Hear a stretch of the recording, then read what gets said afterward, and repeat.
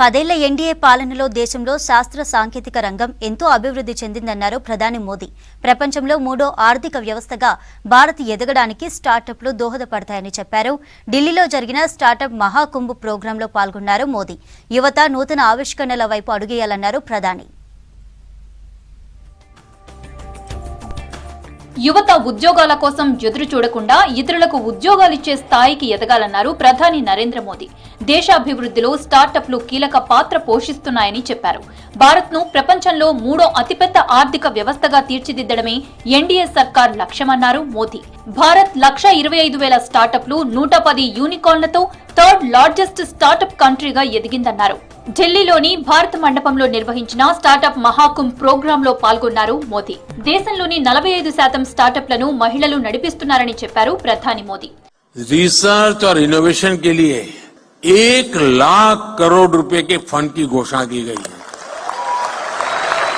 इससे sunrise technology area में लंबे समय तक चलने वाले रिसर्च प्रोजेक्ट में मदद मिलेगी. स्टार्टअप्स को प्रोत्साहित करने के लिए जो भी कदम जरूरी है वो सारे उठाए जा रहे हैं. 10 ఏళ్ల ఎన్డీఏ పాలనలో భారత్లో స్టార్టప్లు పెరిగాయన్నారు ప్రధాని నరేంద్ర మోదీ. వ్యవసాయం, జౌళి, వైద్యం, రవాణా, అంతరిక్షం వంటి రంగాల్లో మంచి అవకాశాలు ఉన్నాయన్నారు. రాజకీయాల్లో కూడా కొంతమంది స్టార్టప్లు ప్రారంభిస్తున్నారని ఎద్దేవా చేశారు.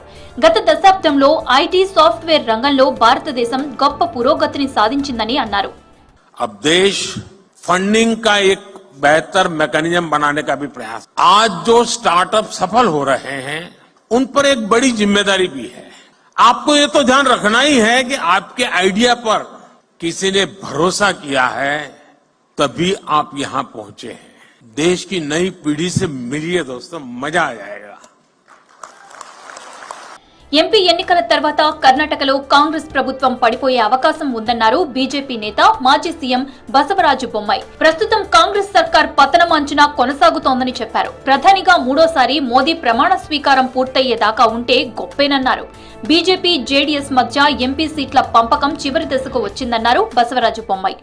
In the last legs in most of the states, except few states, and there is lot of internal lot of disturbances are there and leadership has been questioned.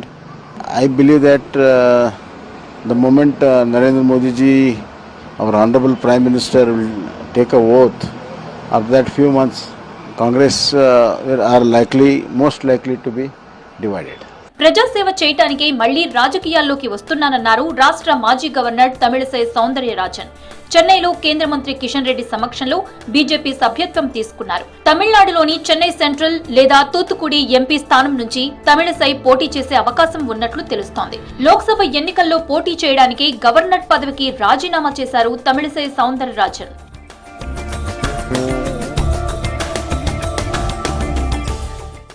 Russia, Ukraine చర్చలతో సమస్యలు పరిష్కరించుకోవాలన్నారు ప్రధాని మోదీ. 2 దేశాల అధ్యక్షులతో ఫోన్లో మాట్లాడారు. మరోసారి రష్యా అధ్యక్షుడిగా ఎన్నికైన Putin కు శుభాకాంక్షలు చెప్పారు మోదీ.